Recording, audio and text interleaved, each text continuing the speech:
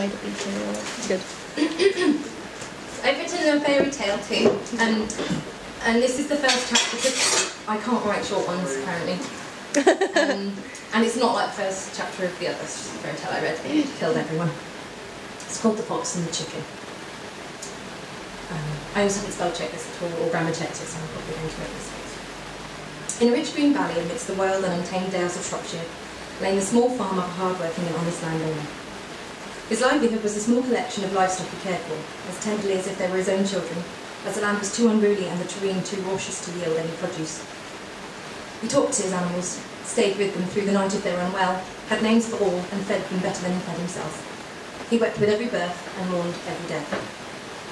His abode was in the centre of the operation, so that he could keep a close and watchful eye on his precious reserve at every waking hour. At night time, the curtains were never drawn in case there was an unexpected disruption or a rogue intruder threatening to induce havoc in his treasured order.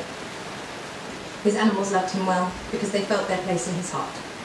They were assured of their individual importance and felt safe despite their removed isolation from the rest of the world. They knew not to test him and called for him only when in real danger. Days were calm and tranquil. Nights were silent and still.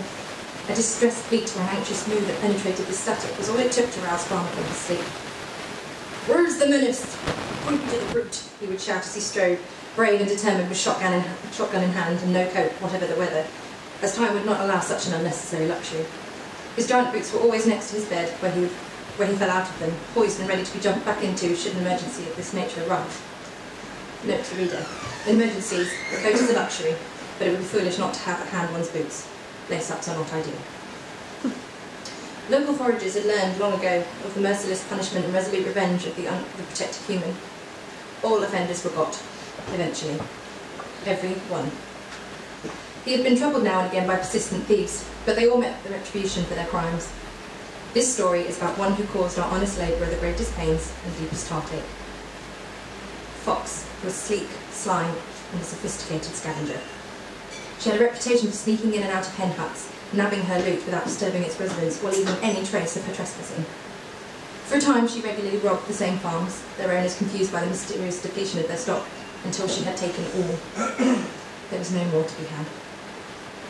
She moved out further into the Shropshire Dales in order to find new game. Unaware that the owner of the farm she had selected as her new target had names for every chick, hen, and cock on his property, she assumed, like every other stupid human, he would not notice her plundering for some time. She spent a few days stalking the perimeters of the property, noting the routine of the inhabitants. She thought unnoticed, but she had been seen. Not by wily farmer, but by reliable cock. Cock kept a lookout day and night, the withered old barn roof acting as a sure crow's nest. This farmyard cuckoo spotted Fox while she was still a dot on the horizon, and was about to alert Farmer to her approaching, when he was interrupted by an overwhelming surge of pleasure from watching the swift and graceful way she meandered through the dales.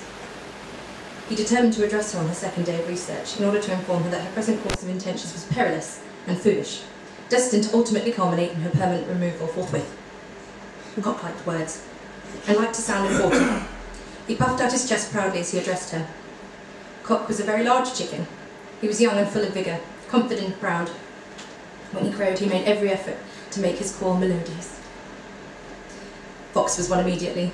The way he conducted himself, the way he addressed her, his extensive vocabulary and frequent use of alternative adjectives was everything she never knew she could love in a chicken.